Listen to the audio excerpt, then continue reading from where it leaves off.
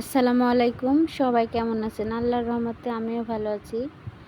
তো ইদানিং আমি ভিডিও দিতে পারি না আমার ছোট বাচ্চার জন্য। আর যেহেতু আমি সিজারে আমার বাচ্চাটা হয়েছে, সেহেতু অনেকটাই প্রেশার আমার উপর দিয়ে গেছে। এইজন্য আপনাদের মাঝে ভিডিও শেয়ার করতে পারিনি।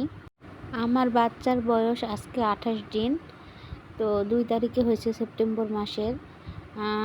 আর অনেক দিন থেকে আপনাদের মাঝে ব্লগ ভিডিও দিতেও পারিনি। আর এর মধ্যে আমাদের বাড়িতে কিন্তু অনেক আত্মীয়স্বজন আসছে, আমার ননদের আসছে, শ্বশুর শাশুড়িরা তো আসছেই। তা তারা আসা যাওয়ার ভিডিও কোনোটাই আমি নিতে পারিনি। তারা গতকালকে আসছিল আমার ননদরা।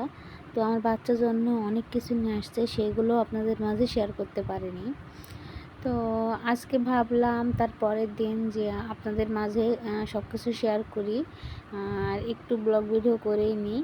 তো এই যে রাইস কুকারের বাটিতে আমি ওই খাসির পাগুলো ছিল আমার বাচ্চার আতিকার, ওই পাগুলো সিদ্ধ করতে দিয়েছি। সিদ্ধ করলে আসলে অনেক সুন্দর হয়ে পরিষ্কার হয়ে যায়, আর কালো কোনো দাগ থাকে না। তো রাইস কুকারের ভিতর দিয়ে ঢাকনা দিয়ে ঢেকে অনেকক্ষণ সিদ্ধ করেছি। এখন নেড়ে চেড়ে দেখছি যে সিদ্ধ হলো নাকি। সিদ্ধ হলে তারপরে এগুলো পরিষ্কার করে নেব। আর সকালবেলা আমাদের খিচুড়ি করেছিল, সেগুলো তো দেখলেন, সেগুলো খেলাম। তো আলহামদুলিল্লাহ। আর এখানে দেখুন ফ্রেশ কসুরলতি, আর এই কসুরলতিগুলো কিন্তু বাজার থেকে আনা না, আমাদের বাড়ির আশেপাশে হয়ে আছে। তো তখন মন চাইলে কিন্তু এই কচুরলতিগুলো খাওয়া যায় ফ্রেশ। আর এই পুঁই শাকগুলো দেখছেন, এইগুলো কিন্তু আমাদের বানের পুঁই শাক, একদম টাটকা ফ্রেশ, কোনো বিষ ব্যবহার করা হয়নি এতে। তো সব কিছু কেটে নিলাম, কচুরলতি, ওইগুলো পুঁই শাক কেটে এখন এই যে ছাগলের পাগুলো পরিষ্কার করে দিব। তাই জন্য আমি ছাগলের পাগুলো নিয়ে ঠান্ডা পানিতে দিয়ে দিলাম। তারপরে এই যে আলহামদুলিল্লাহ পরিষ্কার করে নিয়েছি খুব সুন্দরভাবে। আর এখানে এগুলো খাসির মাথা। তো খাসির পা তো 4টা ছোট ছোট। তো আমি ভাবলাম খাসির মাথা আর পা একসাথে রান্না করা হোক, ওই পা কয়টা আলাদাভাবে আর কীভাবে রান্না করা যাবে। গরুর পা হলেও হয়তো বা 4টা পায়ে অনেকগুলো হয়, কিন্তু খাসির পা তো অনেক ছোট ছোট। আর দেখুন কি সুন্দর ফ্রেশ পরিষ্কার হয়েছে একদম। এভাবে কিন্তু আপনারা করতে পারেন, অনেক সুন্দর হয়। তো এইদিকে এই যে আমি কচুরলতি, পুঁই শাক এগুলো পরিষ্কার করে কেটে নিয়েছি। আমি আমার ভাবিটাকে একটু হেল্প করছি যাতে তার রান্নাটা তাড়াতাড়ি হয়। তো এগুলো কাজ তো আর শক্তির কোনো নয় বসে থেকে কেটে দেওয়া। তো কেটে দিয়েছি, আলহামদুলিল্লাহ গোসল করে নিলাম। আমার বাচ্চাটাকে আম্মু গোসল করিয়ে দিল, সব কিছু মিলিয়ে আলহামদুলিল্লাহ। তো আমার মেয়েটাকে ভাতগুলো ভাবছেন হয়তো আগে খেয়েছি না, আমার মেয়েটাকে খাওয়াচ্ছিলাম। খাওয়াই আমার মেয়েটা এগুলো আর খাবে না। তো এর ভিতরে আমি আবার ভাত নিয়ে নিলাম। দেখতেই পাচ্ছেন এখানে খাসির মাংস আছে, মানে ওই মাথার মাংস দিয়ে আমার বাচ্চাটাকে খাওয়াইছি। আর ওই প্লেটের মধ্যে আমি আবার ভাত নিয়ে নিলাম। তো আজকে যে কয়টা তরকারি রান্না করেছি সবই কিন্তু আমার পছন্দের তরকারি। আর আজকের তরকারিগুলো খেতে কিন্তু অনেক ভালো হয়েছে, প্রত্যেকটা তরকারি খেতে অনেক ভালো হয়েছে। তো যাই হোক, আমি আমার বাবার বাড়িতে আসছি বাচ্চা হতে আগস্ট মাসের 12 তারিখের দিকে।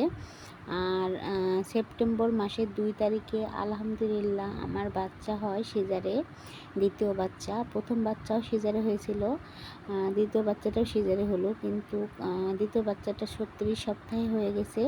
আসলে আমার পজিশনটা খুবই খারাপ ছিল, এই জন্যে সিজারে বাচ্চাটা তুলে নিতে হয়েছে খুব তাড়াতাড়ি, মানে মাস না পড়তে তুলে নিতে হয়েছে অনেক সমস্যার জন্য। তো ভয়েস দিতে খুবই সমস্যা হচ্ছে, এদিকে ফ্যান চলছে আর এত পরিমাণ গরম। তো আমার ছোট বাচ্চাটা কিন্তু আমার কাছেই আছে, তাকে ঘুম পাড়িয়ে দিয়েছি, দিয়ে আমি ভিডিওতে ভয়েস দিচ্ছি। আসলে ভিডিও করার সময় সরাসরি ভয়েস দিতে পারিনি, তাই এখন ভয়েসটা দিচ্ছি আলাদাভাবেই। তো এখানে এই যে পুঁই শাক ভাজি করেছে, কচুরলতি, চান্দার ছোট ছোট মাছ দিয়ে চচ্চড়ি করেছে, খেতে কিন্তু দারুণ মজা হয়েছে। তো যাই হোক, ওই কথাগুলোতেই আসি। তো আমার বাচ্চা আলহামদুলিল্লাহ ভালোভাবে পার হয়েছি। তারপরেও কিন্তু আমার অনেক দিন পর্যন্ত অনেক সমস্যা হচ্ছিল, এখনও পর্যন্ত কিন্তু অনেক সমস্যা হচ্ছে, পেট ব্যথা করছে আর পেট অনেক শক্ত হয়ে আছে। তো আপনাদের ভাই আর কিছুদিন পরে আসবে, আমাকে নিয়ে যাবে। ভালো একটা মেডিসিন ডাক্তারকে দেখাতে হবে। আসলে শরীর ভালো না থাকলে দুইটা বাচ্চা কীভাবে মানুষ করব, আর শরীরটাকে তো আগে সুস্থ করতে হবে আমার।